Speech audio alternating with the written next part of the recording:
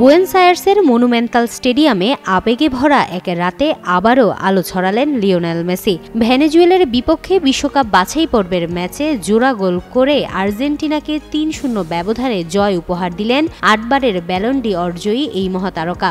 বিশেষত্ব হচ্ছে এটাই ছিল আর্জেন্টিনার মাঠে তার কেরিয়ারের শেষ বিশ্বকাপ বাছাই পর্বের ম্যাচ।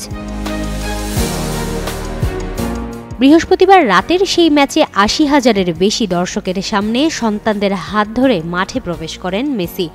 গ্যালারিতে তখন এক আবেগঘন বিদায়ের আবহ, চারদিকে শুধু তার নামের ধ্বনি। জাতীয় সঙ্গীতের সময় চোখের জল আর আটকে রাখতে পারেননি ৩৮ বছরের এই অধিনায়ক। ম্যাচের শুরু থেকেই আধিপত্য বিস্তার করে আর্জেন্টিনা।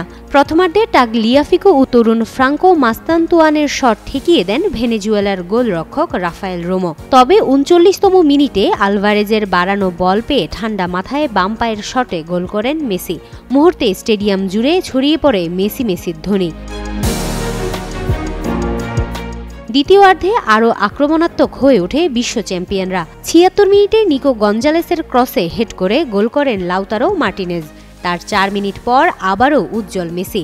থিয়াগো আলমাদারের শুরু করা আক্রমণ শেষ করেন তার স্বভাবসুলভ দক্ষতায়। ম্যাচের বাকি সময়ে আর গোল না এলেও ৩-০ ব্যবধানেই নিশ্চিত হয় আর্জেন্টিনার জয়।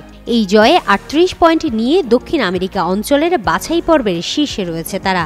শেষ ম্যাচে প্রতিপক্ষ ইকুয়েডর।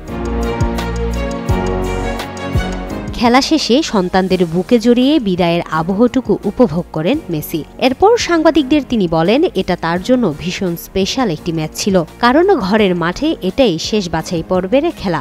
সামনে হয়তো আরও ফ্রেন্ডলি বা অন্য কিছু থাকবে, কিন্তু এই রাতটা ছিল অন্যরকম। পরিবার ছিল গ্যালারিতে, সবাই মিলে একসঙ্গে উপভোগ করেছি।